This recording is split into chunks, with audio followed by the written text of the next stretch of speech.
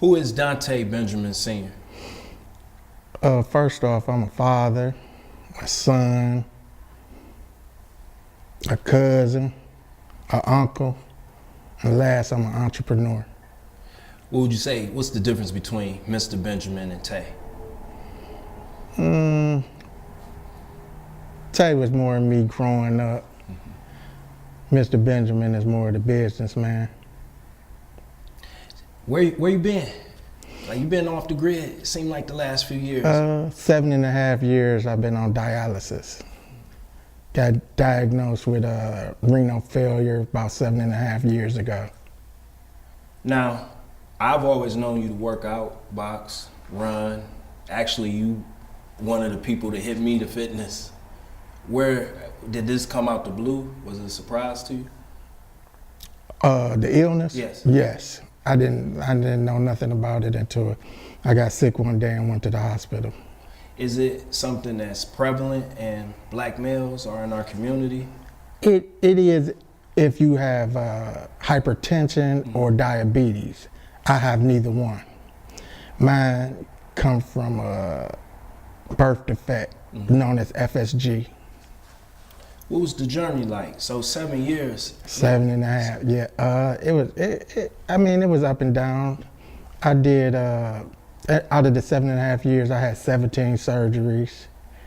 During the 7.5 years, I still worked, and I still took my son to the gym every day so he could train. So, of course, I love you and your son, but you've been gone. So everyone know, who is your son?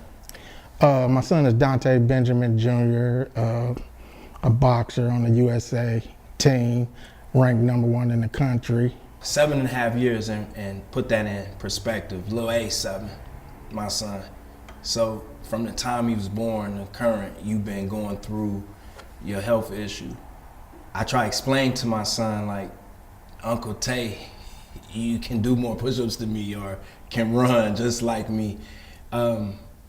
Studs trying to understand, what did the average day consist of? Well, I did dialysis every day, so I did it at home. So when I wake up, it take me 1, maybe 2 hours to get normal, to get the fuzziness out of my head. Then I took probably between 10 to 15 pills every morning. I remember you telling me I had the flu one day, and you said, Dre, that's how this feel every day. That's what it feels like, having the flu every day. What would you tell somebody going through something similar, or any advice for someone? Because, again, I know you my whole life. It was years before I even knew something was wrong, before you would tell me. I would tell them, going through something like this,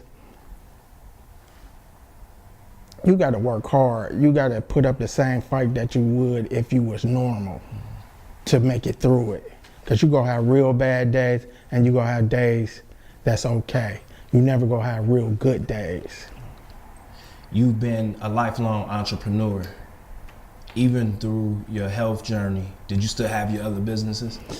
Yeah, but I wasn't able to give it the attention that it needed, so I lost some things on the way during the 7 years. I had a tow truck company. I had 4 tow trucks and a building. I had a studio that I built from the ground up. Real estate was the big thing, my big business, and I owned 6 homes, 1 apartment building, and yeah. That was last but not least. How did you get involved with YOP, man? For those who don't know, how did you and I become partners? We used to, every Sunday, we used to sit and talk about this idea you had. We talked about it for, I don't know, maybe 3-4 months before we actually decided it's time to do it. Yeah, what was our one spot? Nile Valley. Nile Valley. On Lee Road. Yes, good black-owned African business, everything organic, and taught me a lot of game there. Speaking of which, during those conversations, you helped mentor me a lot, both in my day job and business, and we're at Draco Lamar Studios, who you've also helped your nephew. What advice would you give to any new entrepreneur? Before you go into business, do your due diligence, check your facts, make sure that you got everything in order before you start your paperwork, all the people you gonna need, and the degree of education that each person that work with you gonna need. What's your plans for YOP now that you healthy and on your road to recovery? Is YOP gonna see more of you? Definitely, make it more of a national, respected brand. Not a fad brand, but a nationally respected brand like a Ralph Lauren or basically a Ralph Lauren. Yeah, you was a Lacoste guy coming up. Yeah, but I think Ralph Lauren got a little more prestige than Lacoste. What's been your favorite YOP campaign so far to date? CW&I. All right, and what's your definition of CW&I? CW&I stand for Create, Wealth, and Inspire. So the things that I do in my everyday life with business is the create wealth part. And me standing the test of time, doing the 7.5 years to get through my journey to receive the kidney transplant is my inspired part of it. Absolutely. Let's not downplay that. You also train fighters, right? Yep. Where's the gym at? MLK Civic Center in East Cleveland, Ohio. So do your fighters did the gym know that you was going through a grueling health journey? No, I didn't tell them. All right, and how many #1 fighters do y'all have? We have 4 #1 ranked fighters in the country. How many of those fighters do you train? Well, I'm more the strength and conditioning coach, but the head coach is Renard Sappho, and I'm the strength and conditioning coach. So, let me get this straight. You were on your own personal health battle, and you were training #1 fighters in strength and conditioning. Yes. And they had no clue.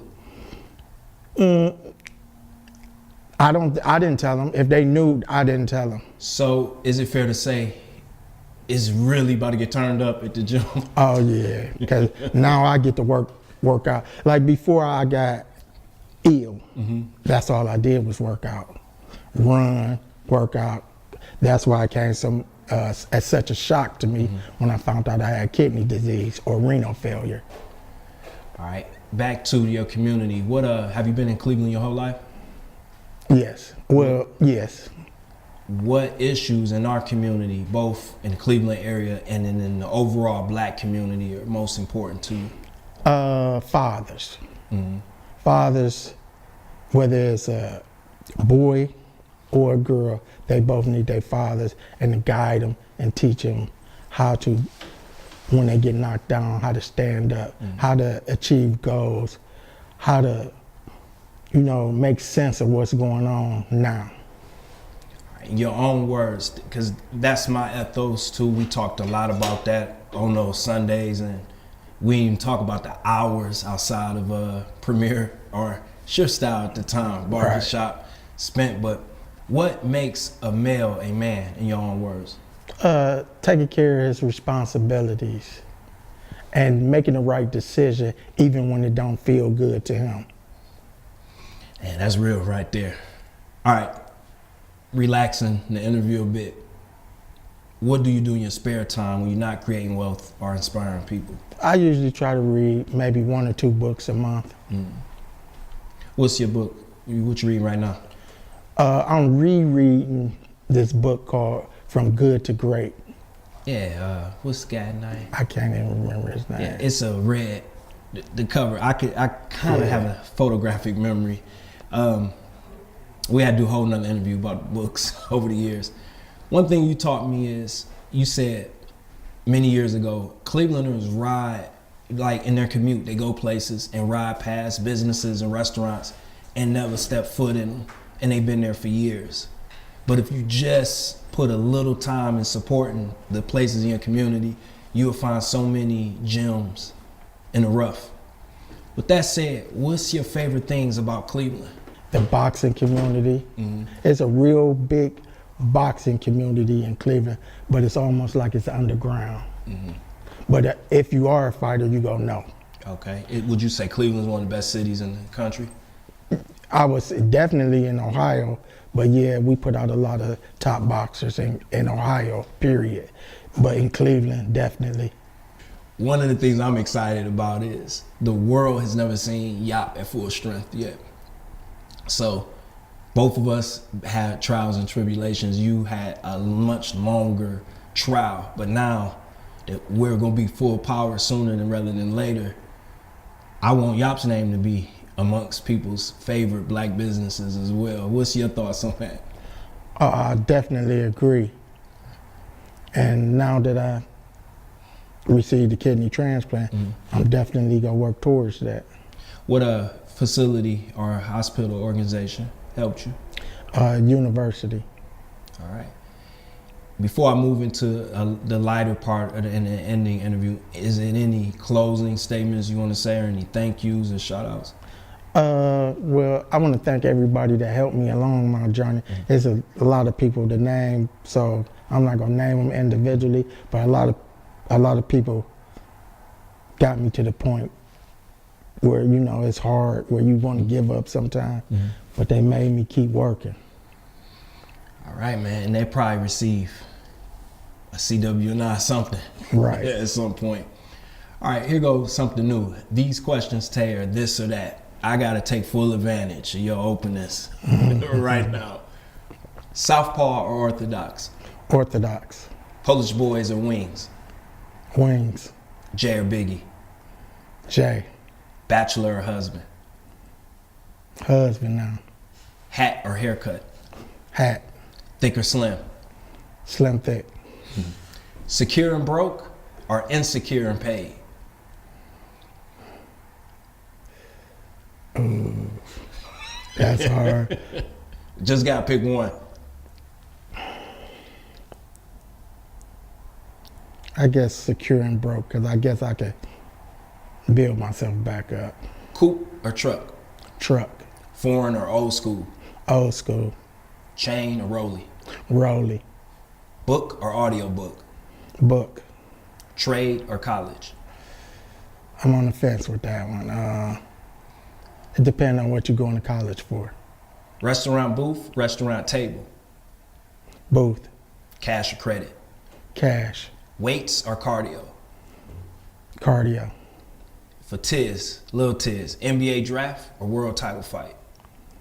That's up to him. Popularity or solitude? Solitude. Love or respect? Respect. Money or power? Oh, that's that money. That's that answer. Money or power? I'm gonna go with power. There it is.